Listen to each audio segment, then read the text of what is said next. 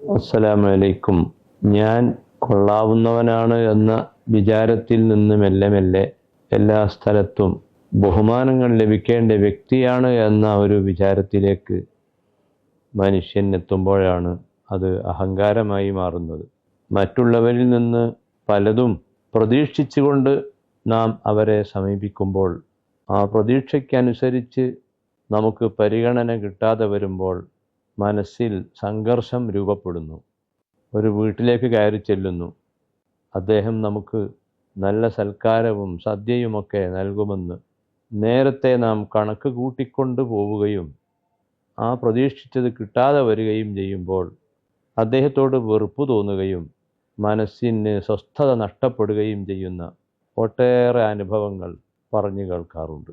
അതിൻ്റെ കാരണം ആ സുഹൃത്തല്ല, ആ സുഹൃത്തിൽ നിന്ന് ഉദ്ദേശിച്ച കാര്യങ്ങൾ ലഭിക്കാതെ പോയത് വേണ്ടാത്ത പ്രതീക്ഷകൾ വെച്ച് പുലർത്തിയത് കൊണ്ടാണ്. ഈ ഒരു സ്വഭാവം മാറ്റിയെടുക്കാൻ കഴിഞ്ഞാൽ, അതായത് നമ്മുടെ മനസ്സ് ഒന്ന് വിശാലമാക്കിയാൽ സംഘർഷങ്ങൾ ഉണ്ടാവുകയില്ല. പരിശുദ്ധ ഖുർആനിലെ ഒരു ആയത്ത്, ഒരു വചനം കണ്ടെത്താൻ വേണ്ടി ഖുർആൻ്റെ പേജുകൾ മറിച്ചു. പക്ഷേ കുറേ മറിച്ച് നോക്കിയിട്ടൊന്നും ആ വചനം കണ്ടുകിട്ടിയില്ല. അപ്പോൾ നമ്മുടെ മനസ്സിൽ നിരാശ തോന്നുകയാണ്.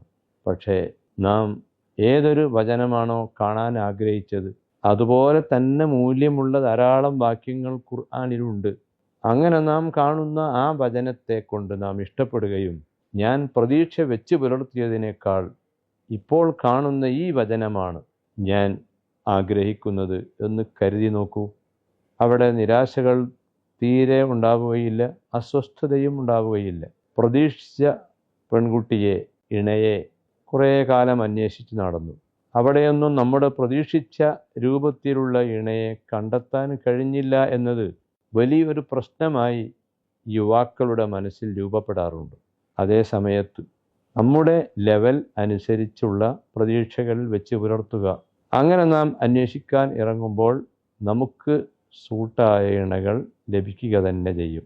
എപ്പോഴും വലിയ പ്രതീക്ഷകൾ മനസ്സിൽ കരുതി ജീവിതയാത്ര രൂപപ്പെടുത്താൻ ആഗ്രഹിക്കുന്ന ആളുകൾ പരാജയപ്പെടും.